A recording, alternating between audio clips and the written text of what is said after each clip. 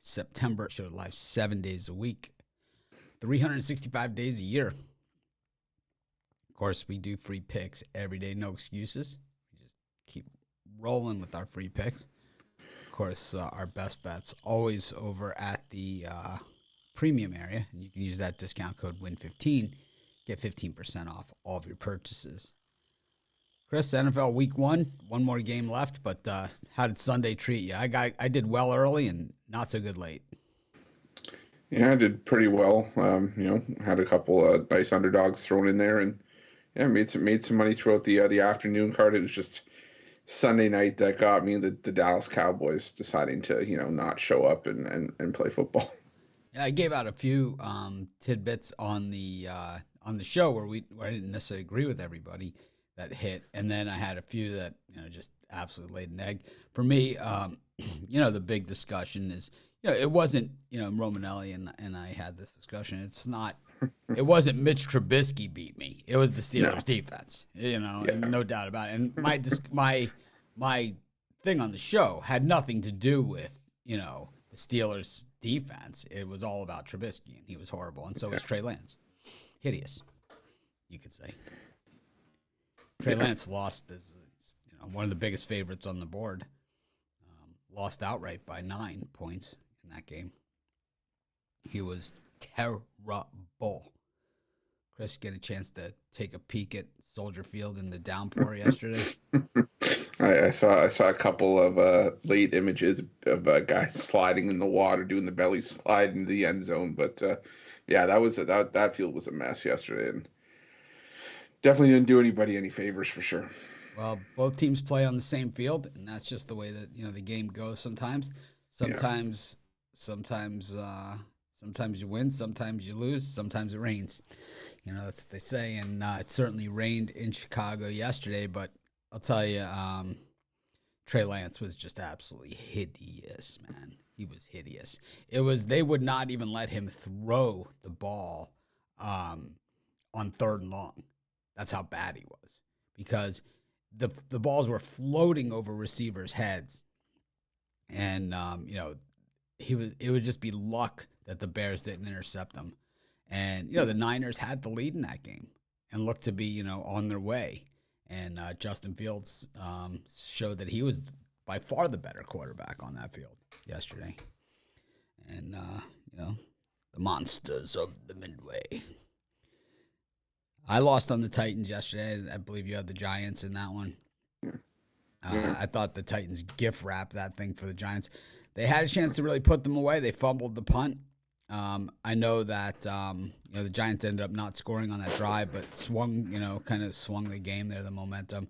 There was a few big hits that the Giants got on them.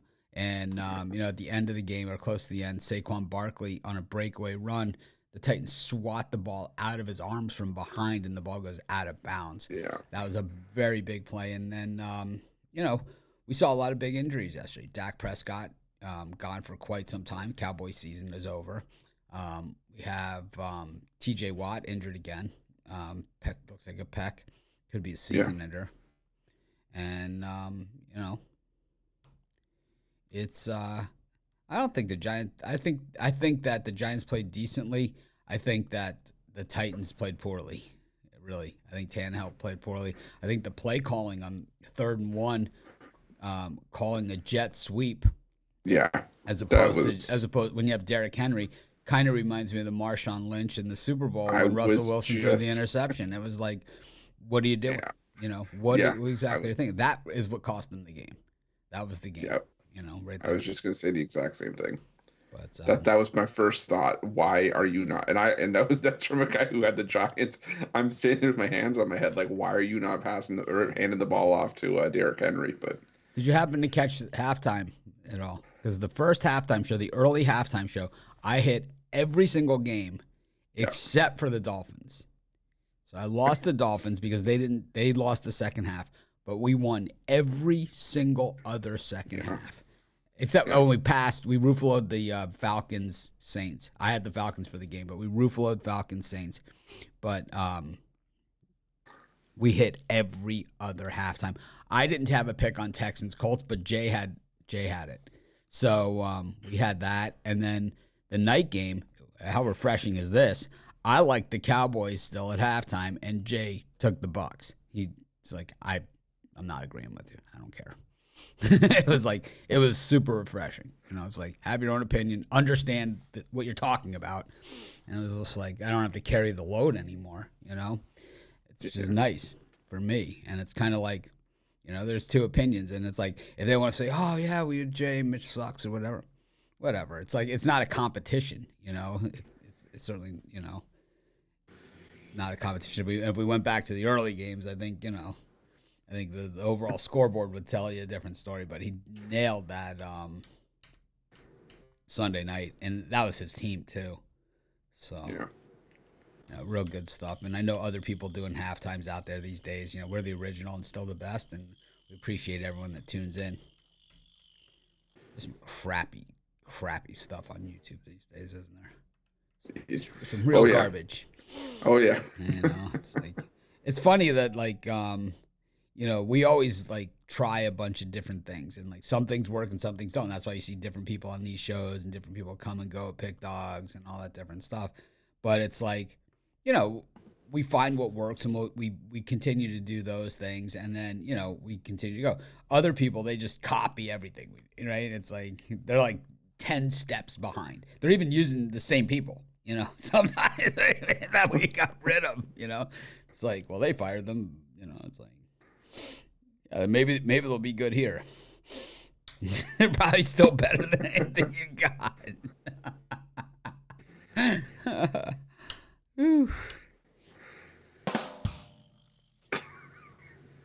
Good evening, ladies and germs. How that elephant got in my pajamas, I'll never know. Do you know that? Do you know that one? No. That's like the oldest joke. Last night I shot an elephant in my pajamas. How he got into my pajamas, I'll never know.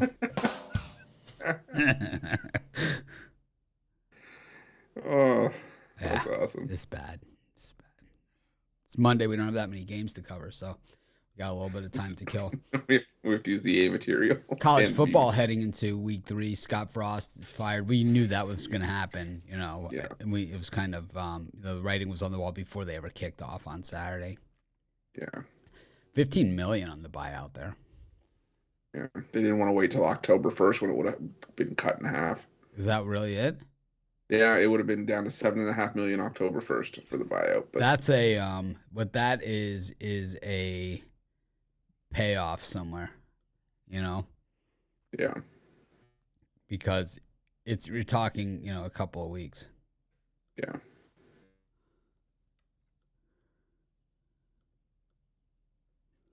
But we've got Monday Night Football. NFL still left.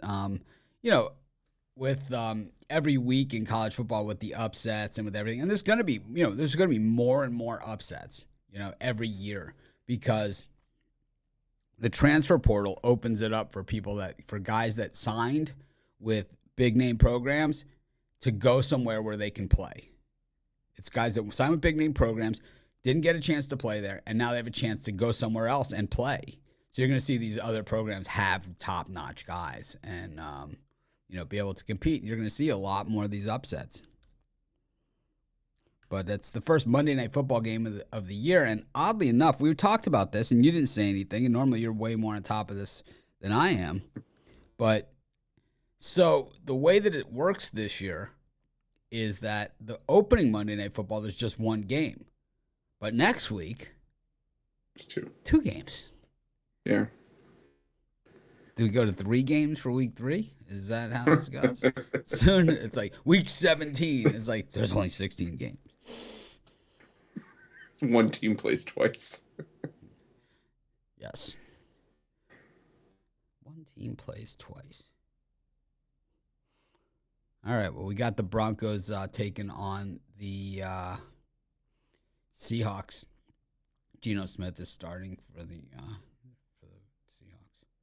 Seahawks. I don't know, man. It's like I get the storyline and all that other stuff, but it's still, at the end of the day, it's the Seahawks hosting the Broncos. Seattle, definitely a really one of the tougher buildings in the NFL. And we certainly saw a tough building yesterday in Minnesota, where I say it all the time. That building is just very, very, very tough. Um, Seahawks have any chance here? I mean, any chance with Geno? Uh, it's I think it's slim, but I think I also like the under in this one. I expect this to be just a low scoring game. I expect there to be a lot of struggling from the Seahawks. And I expect this to also be a bit of a sort of a black and blue type of game. A lot of three and outs, a lot of play between the 20s, but ultimately I think it comes in under the number. I think it's still at what's it, around 40 and a half. I'm not sure. I'm trying to see right I'll now. Let me see. see what it says. 43 and a half. It went up, so I think it's going in the wrong direction. Yeah, I like the under a lot in this one. I'm with you on the under, and of course I'll be here at halftime with Jay Briggs. We'll see exactly where we stand. Some of these games where it's kind of like, when it's just these one-off games, it's like obviously we have to talk about it. Obviously we're gonna have premium picks, and obviously all the other pieces to that puzzle. But at the same time, it's like we're forced to do these games, and it's like I don't even really like this game, because it almost looks too easy. Right? It almost looks too easy. Yeah. Well, anyways, I'm with you on the under. I just don't think there's going to be a lot of points. I think Russell Wilson, what we've seen from him is that, it always is interesting. He's got the cannon arm, but it never looks pretty, right? He has a really good arm. He's super athletic. He's a great quarterback, Super Bowl champion. He's played in other Super Bowls. But at the same time, it's always this, right, all over the place thing. And that's the way it generally will work. Yeah.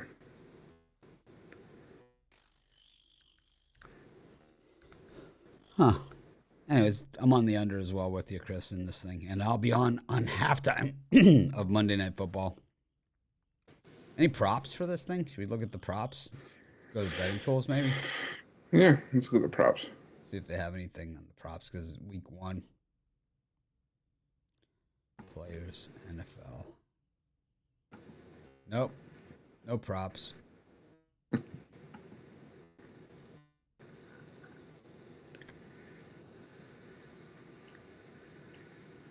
Nothing on the props. All right, I'll have to check in with the tech guys. See what the deal is with the props. Prop shop. Everyone's doing props. All right, we go to Major League Baseball. We got an early game. We got the Marlins taking on the Texas Rangers. Let's see what we got. Marlins Rangers doubleheader. Yep. Game 1, 1:10 start. Trevor Rogers and Glenn Otto. A little Yerfy for you, Chris? I mean, I had a feeling that's where you were going to go with this one, so maybe. But Trevor Rogers actually has looked better, coming back. Yeah. Last year he was the number 1, for the Marlins. Yeah. Anyways. Yeah, I obviously don't think it's going to be like that for the foreseeable future with Sandy sort of taking that next step. But I think I'm going to still lean towards the under here. These are two teams that have had offensive issues for, the better part, at least the Miami Marlins, the better part of the last couple of months, and the Texas Rangers more recently. But I just think this is going to be a low-scoring game. I think Glenn Otto versus Trevor Rogers is a bit of a better pitching matchup than I would have, expected earlier, maybe about a month ago. But give me the under here. I think it's just going to be a low-scoring game. A lot of ground balls, a few double plays thrown in there, and ultimately an under. Yeah, Al Michaels gone from that Sunday Night Football crew, but Chris Collinsworth, you thought that with the hoarse voice, maybe he would say less. I usually don't watch. No. I usually don't watch these games with sound, but this guy's a jerk. It's like, are you a jerk or just a jerk face? Maybe both. Yes, Chris, you're smarter at football than the rest of us. Thanks for reminding us every time you open your pie hole. How smart did John Lynch look like yesterday as general manager? Whew. Oh boy. Very little sympathy for John Lynch, huh?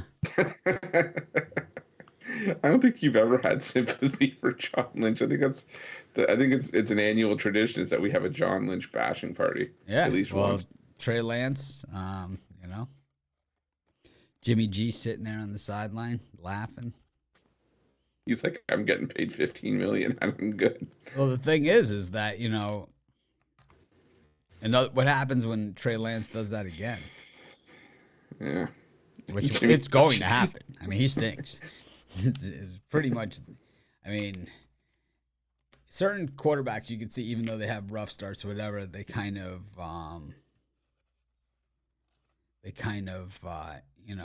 you could see that, like Trevor Lawrence, he had the skills and stuff, but it's like this guy, nah. Nope. Oh, that Patrick Mahomes. Yikes. You think he cares that Tyreek Hill is gone? He certainly didn't act like it. Now, next man up. Next man up is the Guardians' Connor Pilkington. Yes, I used to have a locker next to him at the country club, Connor Pilkington. Reed Detmer's on the mound for the Angels. Chris, you ever have a martini with Pilkington after playing some croquet over at the club? After a hot stone massage. I thought you were going to say something else there, but we're glad that's where you went. Easy. But no, I'm gonna go with the Guardians here. Pilkington making his return to the rotation. And, Reed Detmers, I'd say, has arguably been one of maybe the number 2 or number 3 in the Angels rotation this season. The Angels have had a lot of guys that have pitched like number 2 this season. That's for sure. Give yourself the drums there. There you go. It's Monday. I red-eyed at home. I had to fly coach. I'm holding it together the best I can.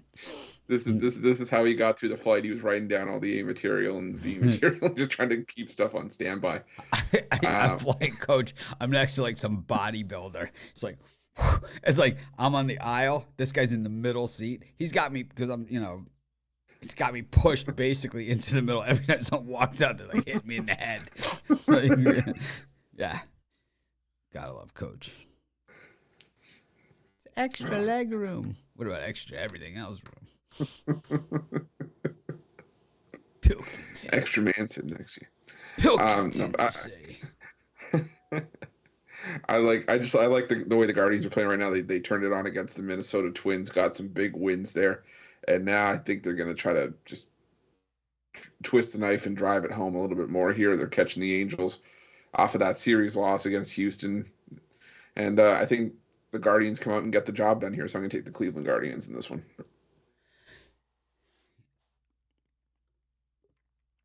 Yeah, I'm with you too. Like I said, I used to play golf with Pilkington at the club. No, I never did, but wasn't that the name of the butler? It's like, and I never slice. Gambling is forbidden at Bushwood, and I never slice. That's what it is. You ever see that, Chris? Caddyshack? No. Oh my God. This is you have to watch this. That's why I'm. Trust me. Whenever you say that, I always make a note of it, and I always follow through. And if I don't, I at least get the some of the best movie watch. lines in the history of movies are all in that movie. It's like gambling is prohibited at Bushwood, and I never slice. And then there's also, and the judge is club champion, and I'm no slouch myself. Chevy Chase, don't cut yourself short. You're a tremendous slouch. That I've heard a few times, but now I know the origin of it. What do you do for fun? I like bullfights on acid. Skinny skiing.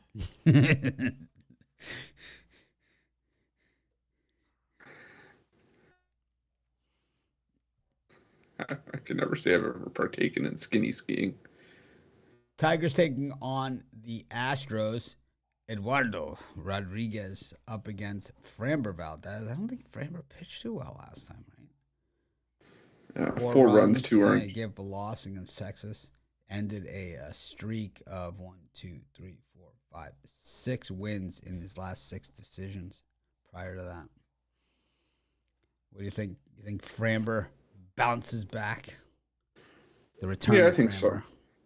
Yeah, I think so. I think that bad start was just a lot of the fact that the Texas Rangers, it was the third time that they were seeing him in a span of what 3.5 weeks, so they were bound to get to him eventually. And um, this for me is just about the fact that the Detroit Tigers still the worst offensive production team in the major leagues this season, and I just expect this to once again have the lack of offense come back to haunt them here. So I'll go with the under between the Astros and Tigers. Back on that Pilkington, I forgot to mention that the Guardians have beaten the Angels 11 times in a row. But on the other side of this one, the Tigers actually have covered the run line against the Astros like a million times in a row too. But Framber probably on a mission in this one, and I don't know. The Astros are just a wrecking ball right now.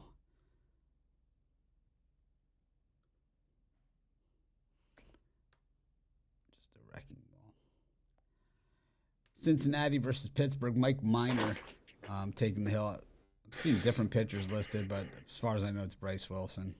Is that correct or incorrect, Chris? That's who I've been seeing is Bryce Wilson. What do you think? So with Minor and Wilson, I can't believe I'm going to say this. I'm actually going to take the Cincinnati Reds. Mike Minor, he's actually pitched semi-capably in his last 3 starts, which is a far cry from where Minor's numbers have been for much of the year. His last 3 starts, he's allowed a combined 5 runs over 18 and a third innings of work, and I think he's starting to get that. He's starting to get that ERA down, which is into sub 6, which is never something I thought I'd say about Mike Minor. Bryce Wilson, he's not the answer for the Pittsburgh Pirates. He's not a pitcher I see staying with their rotation long term. And I just think that the Cincinnati Reds find a way to get another strong start behind Minor, who's saved his best stuff for the end of the season. So give me the Reds in this one. Pilkington, you say? Pilkington. Frickin' Pilkington. Busted up my parlay. I like the over. I don't care. I know it's Mike Minor. I know he's been pitching well. I know it's Bryce Wilson. I know they're playing in a bandbox. Second best hitters park in baseball. What's the weather in Cincinnati? Man, there's so much rain around the country yesterday. It is blowing out to left, about 10 miles an hour plus. Yeah, I like the over. I also like Pilkington. The Blue Jays are playing against the Rays today. He seems battling it out for the wild card, but I would say that the wild card, the teams in the American League that are going to be in, it has been decided. I think that at this point we could say that it's going to be the Rays, the Jays, and the Mariners. It's just a matter of what order.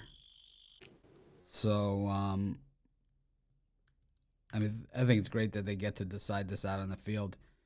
Jose Barrios on the mound here for the Jays, and Cooper Criswell getting started. Got a potential Criswell Pilkington parlay here. They're really bringing him out today. They knew it was Monday. They knew I flew the red eye, and they knew I was in coach. They're trying all the funny business today. They're trying to get you to crack, but like the things you do to get home in time for your wife's birthday. Right. I'm gonna go with the over here. I think the Blue Jays offense comes to play, and they get to Cooper Criswell, who really doesn't have much of anything to be excited about. The lone start we saw from him last year, 1 1/3 innings against the San Diego Padres, gave up 3 runs on 6 hits. So I think if he has any sort of extended start here, the Blue Jays are going to get him to crack. And Jose Barrios, it used to be that at home he was a lot better, but now in his last two home starts, he's given up 12 runs over 9 2/3 innings of work. I think the Rays get to him here as well. I look for this game to end up in double digits, so I like the over here. I like the over as well. And getting a crack at him, we know no one knows crack better than Chris Ruffalo. I mean, if the shoe fits, wear it. I've been told I was on crack more than once in the YouTube comments. If I read it in the YouTube comments, it must be true. Must be true. Must be Must true. be true. Must be true.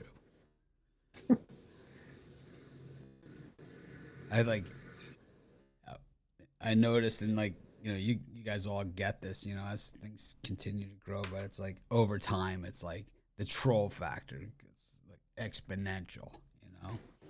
Mm-hmm. It's just craziness out there. It is nuts.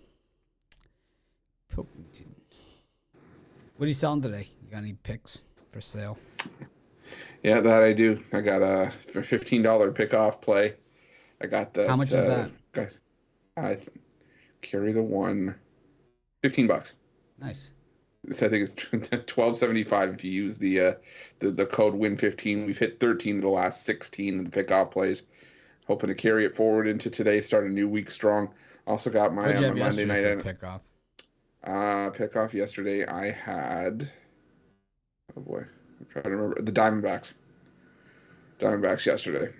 Caught that. Zach Gallen's shutout streak ended, but the winning streak kept going. So um, caught that yesterday. I also got my Monday night NFL cash cow, and also got a Monday night monster.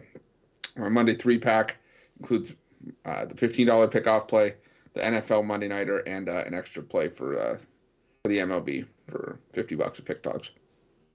Okay. I've got a MLB $15 big play, and then I got a pick a Monday Night Football.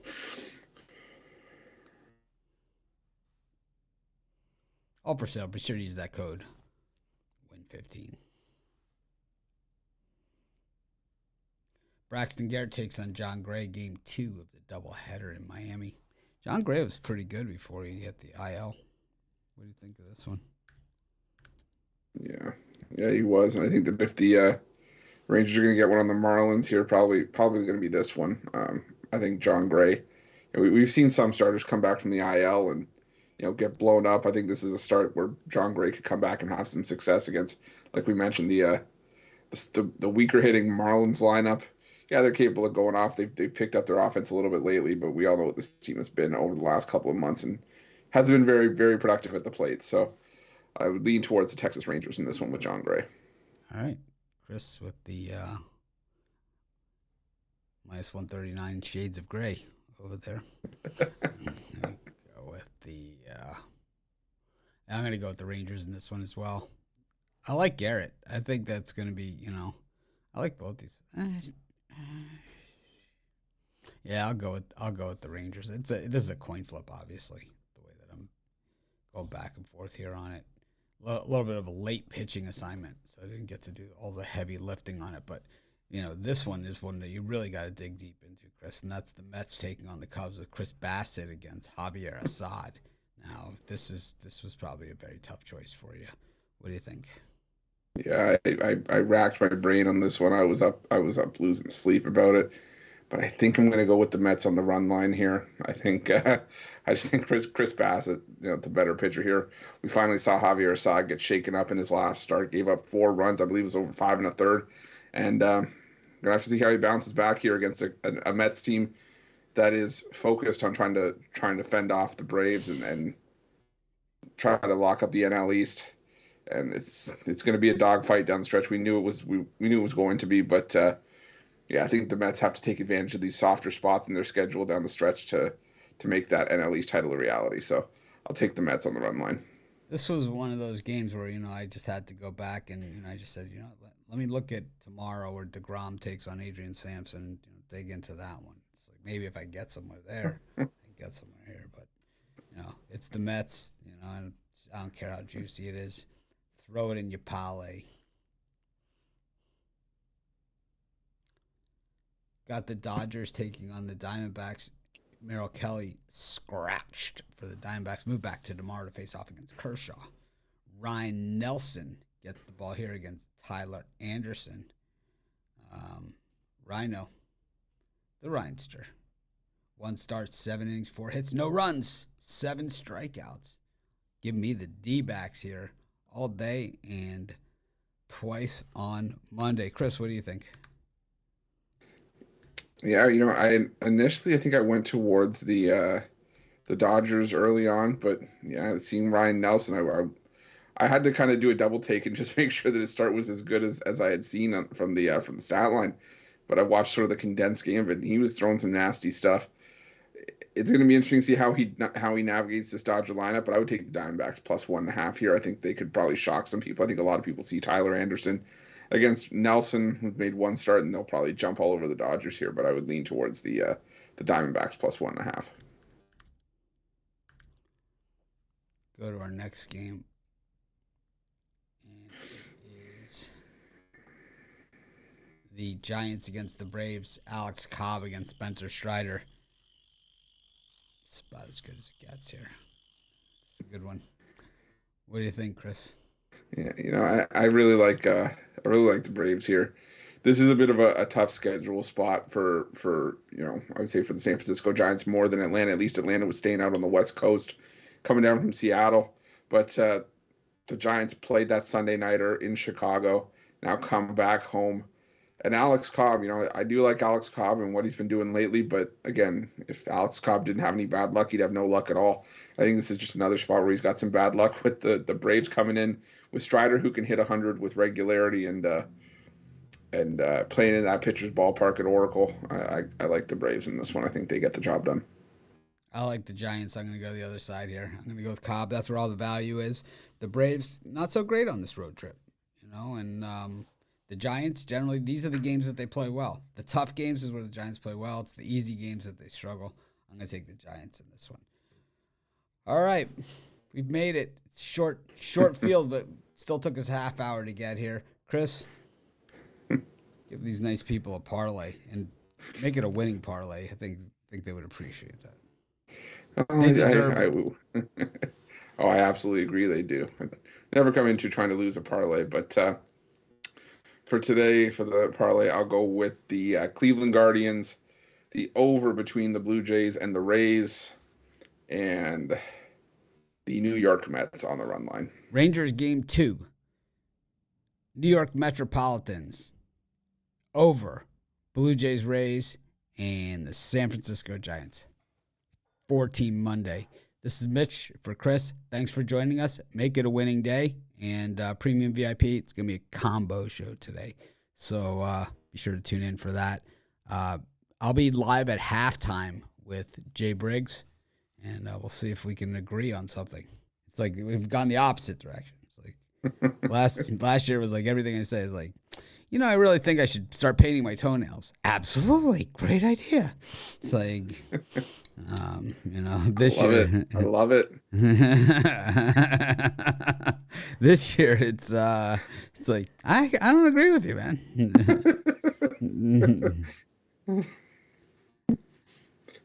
I love it. You should do a double coat. All right. Make it a winning day, everyone. We appreciate each and every one of you.